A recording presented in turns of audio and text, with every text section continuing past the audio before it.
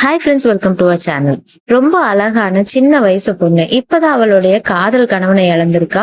ஆனா அவ வயித்துக்குள்ள அவனுடைய கரு இருக்கு. இப்பதான் கல்யாணம் ஆயிருக்கு. அவன் இறந்து போன கணவனை நினைச்சு அவனுடைய கல்லறை கிட்ட அழுதுகிட்டு இருக்கா. அந்த நேரத்துல ஒருத்தர் வந்துட்டு, நான் உன்னை கல்யாணம் பண்ணிக்கிறேன், எனக்காக இல்ல என்னுடைய குழந்தைக்காகன்னு சொல்றா. இவளால அதை ஏத்துக்கவே முடியல. ரொம்ப புதுசா இருக்குல்ல. வாங்க இந்த படத்தோட ரீகேப் பார்க்கலாம். நீங்க இன்னும் நம்ம சேனலுக்கு சப்ஸ்கிரைப் பண்ணாம இருந்தீங்கன்னா சப்ஸ்கிரைப் பண்ணிட்டு தொடர்ந்து வீடியோவை பாருங்க. கால் அப்படிங்கிற இவர் தான் நம்மளுடைய ஹீரோ. இவருடைய மனைவி இருந்து ரொம்ப வருஷம் ஆயிருக்கும். இவளுடைய பொண்ணு இவர் தான் வளர்த்துக்கிட்டு இருக்காரு. இந்த பொண்ணு அம்மா இல்லாம அம்மாவோட பாசம்னா என்னன்னே தெரியாம வளர்ந்துகிட்டு இருக்கா. இவ ரொம்ப அரகண்டா வளர்றது காலுக்கு ரொம்ப வருத்தமா இருக்கு. என்ன இருந்தாலும் ஒரு அம்மா இருந்து அந்த குழந்தைக்கு வழி நடத்துற மாதிரி யாரும் நடத்த முடியாதுன்னு அவருக்கு ரொம்ப நல்லா தெரியுது. இவளுக்கான ஒரு அம்மாவை தான் தேடிக்கிட்டு இருக்காரே ஒழிஞ்சு இவருக்குன்னு ஒரு துணையை இவரு தேடவே இல்லை. அதனால இந்த பொண்ணை பார்த்து, எனக்கு உன்னை பார்த்தாலும் ரொம்ப கஷ்டமா இருக்கு, தயவு செஞ்சு என்ன கல்யாணம் பண்ணிக்கோ, நீ என்னோட பொண்ணுக்கு ஒரு அம்மா மாதிரி இருந்தா மட்டும் போதும், வேற எதுவுமே நமக்குள்ள இருக்க வேண்டாம் அப்படின்ற மாதிரி சொல்றாரு. அந்த பொண்ணுக்கு வேற வழி இல்லாததுனால இந்த கல்யாணத்துக்கு ஒத்துக்கிறா. கொஞ்சம் கூட விருப்பம் இல்லாம அந்த பொண்ணு ஒரு வீடு கிடைக்கும் அப்படிங்கிற ஒரே ஒரு காரணத்துக்காக சரின்னு சொல்லி தலையாட்டுறா. அடுத்த நாளே ரொம்ப ரொம்ப சிம்பிளா அங்க இருக்கக்கூடிய ஒரு சின்ன சர்ச்ல தான் கல்யாணம் நடக்கணும்னு ரெண்டு பேரும் பேசி வச்சுக்கிறா. தங்கறதுக்கு ஒரு வீடும் ஒரு இடமும் கிடைக்கும் அப்படிங்கிற ஒரே ஒரு காரணத்துக்காக அந்த பொண்ணு கல்யாணத்துக்கு ஒத்துக்கிறா. ஆனா அவ மனசெல்லாம் அவ இறந்து போன கணவன் மேலதான் இருக்கு. ரொம்ப வருஷமா காதலிச்சு ரொம்ப சந்தோஷமா கல்யாணம் பண்ணிக்கிட்டா. அவங்க அப்பதான் அந்த ஏரியாவுக்கே வந்திருப்பாங்க. அந்த ஊரு ரொம்ப புதுசா இருக்கும். ரெண்டு பேரும் அவங்க எதிர்காலத்துல வாழ போற வாழ்க்கையை நினைச்சு ரொம்ப ரொம்ப சந்தோஷமா எல்லா பிளானிங்கும் பண்ணிக்கிட்டு இருக்காங்க. இந்த இடத்துல ஊஞ்சல் கட்டலாம், இந்த இடத்துல விளையாடலாம், இந்த இடத்துல நம்ம குழந்தைங்க எல்லாம் இருக்குன்ற மாதிரியான நிறைய கனவுகளோட இருக்காங்க. ஆனா எதிர்பாராத விதமா ஒரு குதிரையை துரத்திட்டு போயிட்டு அவளுடைய கணவன் கீழே விழுந்து தலையில அடிபட்டு இறந்து போயிடுவாங்க. இதுல சோகமான விஷயம் என்னன்னா, அந்த பொண்ணு கன்சீவா இருக்கிறது கூட அவ ஹஸ்பண்டுக்கு தெரியாமே அவர் இறந்து போயிடுவாரு. இந்த ஏமாற்றத்தை அந்த பொண்ணுனால தாங்கவே முடியல. அவரை நினைச்சு டெய்லி டெய்லி அழுதுகிட்டே இருக்கா. அப்படி ஒரு நாள் அழுதுகிட்டே அவருடைய கல்லறைக்கு போய் பார்க்கும்போதுதான் அந்த நேரத்துல இந்த கால் இவகிட்ட இந்த ப்ரொபோசலை வச்சிருப்பார். கல்யாணத்துக்கு ஓகே சொன்னாலும் இவ மனசுக்குள்ள இவளோட இறந்து போன கணவன் தான் இருக்காங்க. அது மட்டும் இல்லாம அவரோட ஞாபகார்த்தமா இருக்கக்கூடிய இந்த குழந்தையை எப்படியாவது நல்லபடியா வளர்த்தணுங்கிறதுக்காக அவ வேற வழி இல்லாம இந்த கல்யாணத்துக்கு ஒத்துக்கிறா. கல்யாணம் ரொம்ப ரொம்ப சிம்பிளா 4-5 பேரோட அங்க இருக்கக்கூடிய ஒரு குட்டி சர்ச்சில் நடக்குது. இந்த மாதிரி ரெண்டு பேரும் கல்யாணம் பண்ணிக்கிட்டீங்கன்னு சொல்றாங்க. ரெண்டு பேருமே பெரிய இன்ட்ரெஸ்டோட இந்த ரிலேஷன்ஷிப்ல இறங்கல, வேற வழி இல்லாம கல்யாணம் பண்ணிக்கிட்டாங்க. ஆனா காலுடைய மகளுக்கு இந்த கல்யாணத்துல கொஞ்சம் கூட விருப்பமே இல்ல. அந்த பொண்ணு இந்த பொண்ணை பார்த்த உடனே அங்கிருந்து ஓடி போய் தனி ட்ரீ ஹவுஸ் மேல ஏறிக்கிறா. அவளுக்கு இவ்வளவு பிடிக்கலன்னு இவளுக்கும் நல்லா தெரியுது. இருந்தாலும் அதை பத்தி கவலைப்படுற மனநிலைமையில இந்த பொண்ணும் இல்ல. கால் ரொம்ப அன்பான ஆளு. இவரோட மனசு அந்த காலுக்கு ரொம்ப நல்லா புரியுது. அதனால இந்த பொண்ணு வந்த உடனே வீட்டுக்குள்ள இருக்கக்கூடிய ஒரு தனி அறையை உனக்காக ஒதுக்கி இருக்கும், உனக்கு எப்ப சாப்பிடணும்னு தோணுதோ அப்ப வெளியே வா, நாங்க யாரும் உன்னை டிஸ்டர்ப் பண்ண மாட்டோம், உன் விருப்பப்படி நீ இங்க இருந்துக்கலாம் அப்படின்ற மாதிரி சொல்றாங்க. கால் தன்னை டிஸ்டர்ப் பண்ணாம அங்கிருந்து போனது நினைச்சு ரொம்ப நிம்மதியாகிறா. உள்ளுக்குள்ள வந்த உடனே இவளுடைய ஹஸ்பண்ட் ஞாபகம் வந்தது. அவரை நினைச்சு இவளால கண்ட்ரோல் பண்ண முடியாம அழுக ஆரம்பிச்சிடறா. ரொம்ப நாள் கழிச்சு நிம்மதியா ஒரு இடத்துல தூங்கி எந்திரிக்கிறா. காலையில ரொம்ப நேரம் கழிச்சு எந்திரிச்சு வெளியே வரா. அப்பன்னு பார்த்து அந்த காலோடைய மகள் பாத்தீங்கன்னா, நீங்க செத்து போயிட்டீங்கன்னு நினைச்சு இவ்வளவு நேரம் யாரும் தூங்கி நான் பார்த்ததே இல்லைன்ற மாதிரி கிண்டல் பண்றா. இருந்தாலும் கால் அந்த சிச்சுவேஷனை நல்லா ஹேண்டில் பண்ணி விடு, இவங்க இப்பதான் புதுசா வந்திருக்காங்க, அதனால தூங்கி எந்திரிக்கிறதுக்கு லேட் ஆயிருக்குன்னு சொல்லிட்டு உங்களுக்காக நாங்க ஃபுட் எடுத்து வச்சிருக்கோம், நாங்க இங்க இருந்தா உங்களுக்கு சங்கடமா இருக்கும், அதனால நாங்க ரெண்டு பேரும் வெளியே போறோம்னு சொல்லிட்டு வெளியே போயிடுறாங்க. இந்த பொண்ணு பல நாள் கழிச்சு இன்னைக்குதான் ரொம்ப நிம்மதியா அங்க இருக்கக்கூடிய ஃபுட் எல்லாம் சாப்பிடறா. சாப்பிட்டுட்டு வெளியே அந்த இடத்த எல்லாம் சுத்தி பாக்குறா. அங்க ஒரு மரத்துல ஊஞ்சல் கட்டி இருக்கு. அது இவளுடைய எக்ஸ் ஹஸ்பண்ட் சொன்ன இடத்துல இதே மாதிரி ஒரு ஊஞ்சல் கட்டி நம்ம ரெண்டு பேரும் சந்தோஷமா இருக்கலாம்னு அவ ஹஸ்பண்ட் சொல்லியிருப்பாரு. அந்த ஊஞ்சலை பார்த்த உடனே அவளுக்கு அவர் ஞாபகம் அவளை கண்ட்ரோல் பண்ண முடியாம கதறி அழுக. அவ எக்ஸ் ஹஸ்பண்டோட நினைவுல இருந்து அவளால வரவே முடியல. அன்னைக்கு நாள் பூரா அழுதுகிட்டே இருக்கா. இதை பார்த்து அந்த அப்பாவும் பொண்ணும் ரொம்ப வருத்தப்படுறாங்க. அவங்க அப்பா கொஞ்சம் டைம் எடுக்கும், அதனால அவங்களுக்கான டைம் நம்ம கொடுக்கணும்னு சொல்றாங்க. அடுத்த நாள் காலையில குதிரையோட சத்தத்தை கேட்டு இந்த பொண்ணு பயந்து எழுகிறா. இருந்து பார்க்கும்போது கால் ரொம்ப கஷ்டப்பட்டு அவங்களுடைய வயல்ல வேலை செஞ்சுக்கிட்டு இருக்கிறது இந்த பொண்ணு பாக்குறா. சரி நம்மளும் இவங்களுக்கு ஏதாவது ஹெல்ப் பண்ணலாம்னு நேரடியா கால் கிட்ட போயிட்டு நான் ஏதாவது ஹெல்ப் பண்ணுமா அப்படிங்கிற மாதிரி கேட்கிறாரு. கால் ரொம்ப ஓப்பன் மைண்ட் இருக்கக்கூடிய ஒரு ஆளு. ஓப்பன் மைண்ட் இருக்கிறதுனால இவர் என் பொண்ணுக்கு நிறைய வேலை தெரியும், நீங்க வேணா அவ கூட போய் கொஞ்சம் ஹெல்ப் எதுவும் பண்ணுங்க அப்படின்ற மாதிரி பொண்ணு கூட கோர்த்து விடுறாங்க. கால் நினைக்கிறாரு, பண்றாரு. இந்த பண்றது மூலியம் இவங்க 2 பேத்துக்கும் ஒரு அட்டாச்மெண்ட் வரும். ஒரு அம்மா பொண்ணு மாதிரி 2 பேரும் மாறுவாங்க அப்படின்னு கால் ஆசைப்படுறாரு. அது மட்டும் இல்லாம கல்யாணத்துக்கு முன்னாடியே கால் வந்துட்டு சொல்லியிருப்பாரு, ஸ்பிரிங் சீசன் ஆரம்பிக்கும் போது நீங்க வந்துட்டு உங்க ஊருக்கு திரும்பி போயிடலாம், நாங்க கம்பல் பண்ண மாட்டோம், உங்களுக்கு பிடிச்சா மட்டும் இங்க இருந்தா போதுன்ற மாதிரி ஒரு கண்டிஷன்ல தான் இந்த கல்யாணமே நடந்திருக்கும். இவளும் போய் எவ்வளவோ அந்த பொண்ணு கிட்ட பேசணும்னு ட்ரை பண்ணிக்கிட்டு இருக்கா. ஆனா அந்த பொண்ணு முடிஞ்ச அளவுக்கு இவள மார்க் பண்ணிக்கிட்டே இருக்கா. இவளும் வேற வழி இல்லாம அட்ஜஸ்ட் பண்ணிட்டு அந்த இடத்துல வாழ்ந்துகிட்டு இருக்கா. ஒரு கட்டத்துக்கு மேல 2 பேத்துக்கும் சண்டை முத்திக்கிட்டே இருக்கு. வாய் வாக்குவாதம் அதிகமாக இந்த காலுக்கு வந்துட்டு ரொம்ப கடுப்பாயிடுது. அதனால 2 பேத்தையும் எப்படியாவது சமாதானம் படுத்திடலாம் அப்படின்னு இவர் யோசிச்சு நிறைய சிச்சுவேஷனை ரொம்ப சாதுரியமா ஹேண்டில் பண்றாரு. 2 பேத்தையும் தனியா விட்டாலாவது சமாதானமாகலாங்களாம் ட்ரை பண்றதுக்காக இவரு, நான் நாளைக்கு வெளியூர் போறேன், நீங்க தான் அந்த பொண்ணு பாத்துக்கணுன்ற மாதிரி அந்த பொண்ணு கிட்ட சொல்லிக்கிட்டு அவன் வெளியூர் போயிடுறான். அந்த பொண்ணு சரி ஓகே நான் பாத்துக்கிறேன்னு சொல்லிட்டு கதவை அடைச்சிடறா. அடுத்த நாள் காலையில ஒரு வித்தியாசமான சவுண்டு கேட்டு இந்த பொண்ணு பயந்து எந்திரிச்சு போயிட்டு அவங்களுடைய ஃபார்ம் ஹவுஸ்குள்ள பாத்துக்கிட்டு இருக்கா. இந்த பொண்ணு பயந்து போய் மேல இருக்க பரன்ல ஒளிஞ்சுக்கிட்டு இருக்கா. என்னன்னு பாக்கும்போது திரும்பி பார்த்தா அங்க ஸ்கங்க் அப்படிங்கிற ஒரு உயிரினம் இருக்கு. அது திடீர்னு பயந்துச்சுன்னா ஒரு ஸ்மெல் அடிக்கிற மாதிரியான டாய்லெட்டை எதிரில் இருக்கவங்க மேல ஸ்ப்ரே பண்ணிட்டு ஓடிடும். காலோட பொண்ணு அப்படி நடக்கணும் தான் இந்த மாதிரி பிளான் பண்ணி வச்சிருப்பா. அதே மாதிரி ஸ்மெல் அடிக்கிற மாதிரி டாய்லெட்டை இந்த பொண்ணு மேல அது ஸ்ப்ரே பண்ணிட்டு அங்கிருந்து ஓடிடும். நாத்தம் வந்துட்டு தாங்கவே முடியாது. அதனால இந்த பொண்ணு தக்காளி எல்லாம் எடுத்து அவ மேல பூசி, இதெல்லாம் பூசினா உங்களுக்கு வந்துட்டு அந்த ஸ்மெல் போயிடும்னு பண்றா. இது எல்லாமே அவளுக்கு பயங்கர கோவத்தை ஏற்படுத்துது. இருந்தாலும் பரவாயில்ல, கால் இல்லாத நேரத்துல இவள் எதுவும் செய்யக்கூடாதுன்றதுக்காக அவ அமைதியா பொறுத்துக்கிட்டு போய்கிட்டு இருக்கா. ஒரு வழியா கால் ஊருக்கு போயிட்டு திருப்பி வந்துடுறாங்க. அவளுடைய ஸ்மெல் வந்துட்டு பயங்கரமா இருக்கிறதுனால இது எல்லாமே அவருடைய பொண்ணோட வேலைன்னு அவருக்கும் நல்லா தெரியும். அடுத்த நாள் ஸ்கூலுக்கு போகும்போது கூட அந்த பொண்ணு இவளை சீண்டிட்டு தான் போற, உங்களால முடிஞ்சா ஏதாவது நல்லபடியா சமைச்சு வைங்க பாக்கலாம் அப்படின்ற மாதிரி ரொம்ப நக்கலா சொல்லிக்கிட்டு போறா.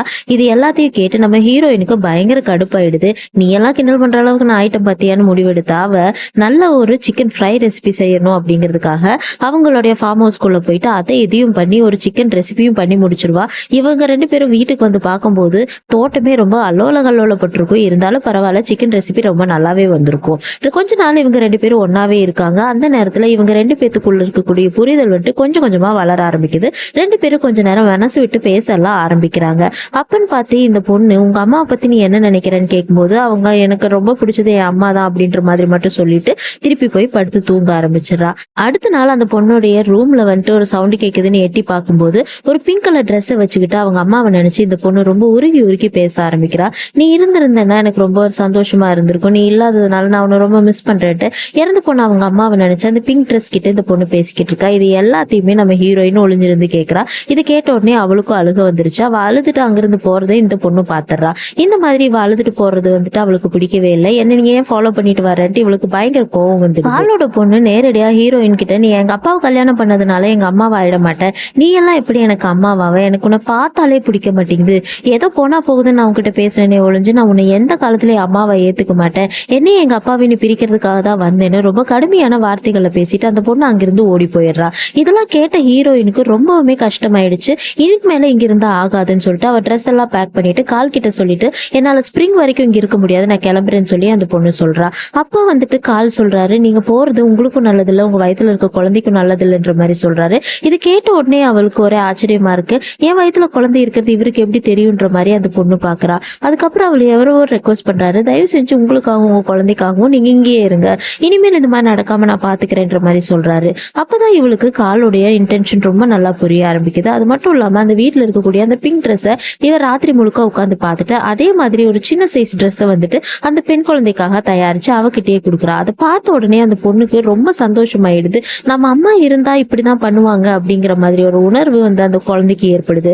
அடுத்த நாள் அந்த பொண்ணு இது வரைக்கும் இல்லாத தோற்றத்தோட அந்த பிங்க் கலர் ட்ரெஸ்ஸோட ரொம்ப பிரின்சஸ் மாதிரி வந்திருக்கா. அதை பார்த்து எல்லாரும் அசந்து போயிடுறாங்க. அதுக்கப்புறம் வரக்கூடிய அடுத்தடுத்த நாட்கள்ல இவங்க 2 பேத்துக்குள்ள இருக்கக்கூடிய தூரங்கிறது வந்துட்டு குறைய ஆரம்பிக்குது. 2 பேரும் ரொம்ப நேரமா டைம் ஸ்பெண்ட் பண்ணிக்கிட்டு இருக்காங்க. புக்ஸ் எல்லாம் ஒன்னா படிக்கிறாங்க. இவளுடைய நகங்கள் எல்லாம் வெட்டி விடுறா. ஒரு அம்மா இருந்து என்னென்னலாம் பண்ணணுமோ அது எல்லாத்தையுமே காலோட பொண்ணுக்கு இந்த ஹீரோயின் பண்ண ஆரம்பிக்கிறா. ஒரு நாள் எல்லாரும் வெளியே போயிட்டு இருக்கும்போது தெரியாதனமா ஒரு குழியில வந்துட்டு அவங்க வண்டி இறங்கி ஏறிடும். அப்போ வந்துட்டு காலு, பயப்படாதீங்க, நான் பத்திரமா தான் ஓட்டுவேன், உங்க கணவன் ஞாபகார்த்தமா நீங்க அந்த குழந்தைய நல்லபடியா பெத்தெடுக்கணுன்ற மாதிரி எல்லாம் சொல்றா. உடனே இவளுக்கு வந்துட்டு ரொம்ப சந்தோஷமாயிடும். அதுக்கப்புறம் காலை வந்துட்டு இவ ஒரு காதல் கண்ணோட்டத்துல இருந்து பார்க்க ஆரம்பிச்சிடுறா. எப்படியாவது நீங்க இந்த குழந்தைய நல்லபடியா பெத்துருங்க, நீங்க வந்துட்டு ஸ்பிரிங்ல வந்துட்டு கண்டிப்பா ஊருக்கு போகணும்னு நினைச்சீங்கன்னா நீங்க தாராளமா போகலாம், எனக்காகவும் என் பொண்ணுக்காகவும் நீங்க உங்க லைஃப் எல்லாம் சாக்ரிஃபைஸ் பண்ண வேண்டாம்னு சொல்லிட்டு இவங்க வீட்டுக்கு வந்து சேர்ந்துடுறாங்க. கால் வந்துட்டு அவன் நாய்க்குட்டியை கூப்பிட்டு தனியா ஒரு மலை மேல ஏறி போய் வந்துட்டு பாட்டு பாடிக்கிட்டு இருக்கா. இவளும் ஃபாலோ பண்ணிட்டு வரா. அவ குரலை கேட்ட உடனே இவளுக்கு சிரிப்பு வந்துடுது. ஆனாலும் இவ சிரிக்காம அமைதியா கண்ட்ரோல் பண்ணிட்டு அவன் என்ன பாடுறான்னு கேட்கும்போது அவளோட இறந்து போன மனைவியை நினைச்சா உருகி உருகி பாடிட்டு இருக்கா. அப்பதான் இந்த மனுஷனுக்குள்ள இவ்வளவு சோகமோ ஒளிஞ்சிருக்குங்கிறது இவளுக்கு தெரியுது. சோகங்கிறது வாழ்க்கையோட ஒரு பார்ட் தான். நம்மளுக்கு ரொம்ப பிடிச்சவங்க வந்துட்டு விட்டுட்டு போயிட்டாங்க அப்படிங்கிறதுக்காக வாழ்க்கையை முடிச்சுக்க நினைக்க கூடாதுங்கிற உண்மையை இவ வந்துட்டு புரிஞ்சுட்டு திரும்புறா. அந்த நேரத்துல பாத்தீங்கன்னா பயங்கரமான பனிப்பொழிவு ஏற்படுது. இவ கணவன் வந்துட்டு எந்த குதிரையை தேடி போனானோ அந்த குதிரை வந்துட்டு அந்த இடத்துல இருக்கும். அதை பார்த்த உடனே அந்த பனிப்பொழிவுல அவளுக்கு என்ன செய்யறதுன்னு தெரியாம மூர்ச்சையாயி அங்கேயே கீழே விழுந்துடுறா. இப்ப காலும் அவளுடைய பொண்ணு ரொம்ப நேரம் வீட்டுல வெயிட் பண்ணி பார்த்துட்டு அவ இன்னும் வரலைங்கிறதுக்காக அவளை தேடி போக ஆரம்பிக்கிறாங்க. போகும்போது பயங்கரமான பனி ஆயிருது. எதுக்கால என்ன இருக்குன்னு கூட தெரியல. கரெக்டா அந்த பொண்ணு கீழே மயங்கி விழுகிற நேரமா பார்த்து கால் அந்த பொண்ணை பிடிச்சிடுறாங்க. பிடிச்சிட்டு அவளை தூக்கிட்டு அவ வீட்டு நேரம் நோக்கி ஓடி வராங்க. ரொம்ப நேரம் ஆனதுக்கு அப்புறமா எதுக்கால என்ன இருக்குன்னு கூட தெரிய மாட்டேங்குது. அப்ப இந்த பொண்ணு எப்படியாவது அவங்களுக்கு வழி காட்டணுங்கிறதுக்காக ஒரு பாத்திரத்தை எடுத்து தட்டுறா. அந்த சவுண்டு கேட்டுட்டு ரெண்டு பேரும் வந்துட்டு வழியை கண்டுபிடிச்சு வீட்டுக்கு நேரா வந்துடுறாங்க. இப்பதான் அவங்க பொண்ணுக்கு அவங்கள ரெண்டு பேத்தையும் பார்த்ததுக்கு அப்புறம் உயிரே வர ஹீரோயினை கூப்பிட்டு கால் வீட்டுக்கு வந்துடுறான். ஹீரோயினை வந்து அந்த காலும் அவனுடைய பொண்ணு ரொம்ப நல்லா பாத்துக்கிறாங்க. அவன் மேல இவ்வளவு நாள் வச்சிருந்த பாசம் வந்துட்டு இப்பதான் ரொம்பவே அதிகமா வெளிப்படுது. கால் வந்து அவகிட்ட பயப்படாதீங்க, இன்னும் கொஞ்ச நாள் உங்களுக்கு பிரசவமும் ஏற்பட போகுது, நல்லபடியா நீங்க குழந்தைய பெத்தெடுத்துக்கோங்க, எங்களால முடிஞ்ச எல்லா உதவியும் செய்யறோம், நாங்க கல்யாணம் பண்ணிக்கிட்டோங்கிறதுக்காக நீங்க இருக்கணும்னு அவசியம் இல்ல, உங்களுக்கு எப்ப போகணும்னு தோணாலும் நீங்க போய்க்கலாம், இவ்வளவு நாள் எங்க கூட இருந்ததுக்கு ரொம்ப நன்றின்ற மாதிரி சொல்றான். ஹீரோயினுக்கு கரெக்டா இப்போ பிரசவ நேரம் ஆரம்பிச்சிருச்சு. ஹீரோயினும் கரெக்டா அதே நேரத்துல நல்லபடியா அழகான ஒரு ஆண் குழந்தைய பெத்தெடுக்கிறா. அதை பார்த்த உடனே காலுடைய பொண்ணுக்கு ரொம்ப சந்தோஷமா இருக்கு. நம்மளுடைய குடும்பம் வந்துட்டு இன்னும் கொஞ்சம் பெருசாயிடுச்சு அப்படின்னு நினைச்சது எல்லாருமே ரொம்ப சந்தோஷத்துல இருக்காங்க. காலும் அந்த குழந்தைய ரொம்ப அன்போட வரவேற்கிறான். இவங்க சொன்ன மாதிரியே அந்த ஸ்ப்ரிங் சீசனும் வந்துருச்சு. அந்த பொண்ணு அங்கிருந்து போகக்கூடிய காலமும் அதுதான். ஆனா அவன் வந்துட்டு மனசார அந்த பொண்ணு இங்கேயே இருக்கணும்னு தான் ஆசைப்படுறா. அந்த நேரத்துக்குள்ள பாத்தீங்கன்னா அந்த பொண்ணுக்கு கால் கூட இருக்கிற டைமிங் வந்துட்டு ரொம்ப பிடிச்சு போயிடுது. ரெண்டு பேரும் ரொம்ப நல்ல டைம் எல்லாம் ஸ்பெண்ட் பண்ண ஆரம்பிக்கிறாங்க. ஆனா ரெண்டு பேரும் நல்ல நண்பர்களா தான் இருக்காங்களே ஒழிஞ்சு ரெண்டு பேரும் அவங்க மனசுக்குள்ள ஏற்பட்ட இந்த காதலை வந்துட்டு ஒருத்தருக்கு ஒருத்தர் பரிமாறிக்காமையே இருக்காங்க. இந்த பொண்ணுக்கு இங்கிருந்து போகணுங்கிற எண்ணம் கொஞ்சம் கூட இல்ல. எப்படியாவது இவங்க கூடயே இருந்துடலாம், நம்ம 4 பேரும் சேர்ந்து ஒரு ஃபேமிலியா இருக்கணும் அப்படின்னு அவ ரொம்ப ஆசைப்படுறா. அதை வந்துட்டு அவளுடைய ஃப்ரெண்ட்ஸ் கிட்டயும் சொல்றா. எல்லாருமே இவளுடைய இந்த முடிவுக்கு தான் சப்போர்ட் பண்றாங்க. இவங்க யோசிச்சு பார்த்ததுக்கு அப்புறமா இவளே வந்துட்டு ஒரு லெட்டர் எழுதுறா. அதுல கால் கிட்ட நான் இனிமேல் இங்கிருந்து போக மாட்டேன், நம்ம எல்லாருமே ஒரு ஃபேமிலியா இருக்கலாம் அப்படின்ற மாதிரி எழுதி காலுடைய ட்ரெஸ்ஸுக்கு நடுவில் வச்சுட்டு அவனுடைய ரிப்ளைக்காக ரொம்ப ஆர்வமா வெயிட் பண்ணிக்கிட்டு இருக்கான். ஆனா இவளுடைய துரதிருஷ்டம் பாத்தீங்கன்னா கால் அந்த லெட்டரை மிஸ் பண்ணிடுவாரு. இவர் அந்த லெட்டர் பார்த்திருக்கவே மாட்டாரு. அந்த ஸ்ப்ரிங் சீசன் வந்துருச்சு, ஆனா கால் இன்னும் எந்த ரிப்ளையும் கொடுக்கலைங்கிறதுக்காக இவங்க ரெண்டு பேருமே தனியா இருக்கதான் போறாங்க போல இருக்கு அப்படின்னு ஒரு உணர்வை அவங்களுக்குள்ளாரே விதைச்சுக்கிறாங்க. காலும் இந்த பொண்ணு போக தான் ஆசைப்படுறான்னு நினைச்சுக்கிட்டு அவ போறதுக்கு எந்த விதமான தடுப்பும் சொல்ல. ஆனா அவளுக்கு எப்படியாவது இந்த பொண்ணு இங்கேயே வச்சுக்கணும் அப்படின்னு தான் ரொம்ப ஆசை. ஆனா இந்த பொண்ணுக்கும் இங்கேயே இருந்துடணும்னு ஆசை. ரெண்டு பேரும் ஓப்பனா பேசிக்காம லெட்டர் மூலியமா பேசிக்கிட்டதுனால இந்த குழப்பம் ஏற்பட்டிருக்கு. கடைசியா ஒரு வழியா அவளுடைய நல்ல நேரம் கால் அந்த லெட்டரை பார்த்த உடனே அதே குதிரையில ஏறி போயிட்டு அவங்கள எப்படியாவது தடுத்து நிறுத்தி அந்த பொண்ணு திருப்பி வீட்டுக்கு கூட்டிட்டு வரணும்னு பாக்குறதுக்காக போறா. நல்ல வேலையா அந்த குதிரைகள் ரொம்ப தூரமா போகல, ரெண்டு பேரும் ஒன்னா இருக்காங்க.